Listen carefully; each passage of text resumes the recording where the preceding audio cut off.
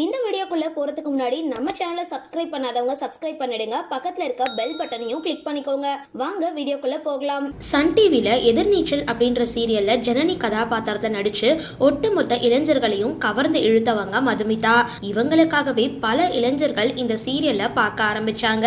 இந்த நிலையில மதுமிதா தற்பொழுது விஜய் டிவியில ஐயனாறு துணை அப்படின்ற சீரியல்ல ஹீரோயினா நிலா அப்படின்ற கதாபாத்திரத்துல நடிச்சிட்டு வராங்க. டிஆர்பில நல்ல ரேட்டிங் பெற்றுட்டு வருது அந்த சீரியல். மதுமிதாவுக்கு பெரிய அளவுல ரசிகர்கள் கூட்டமும் கிடைச்சிருக்காங்க. இந்த நிலையில இவங்க சமீபத்துல கண்ணீரோட ஒரு வீடியோ வெளியிட்டிருக்காங்க.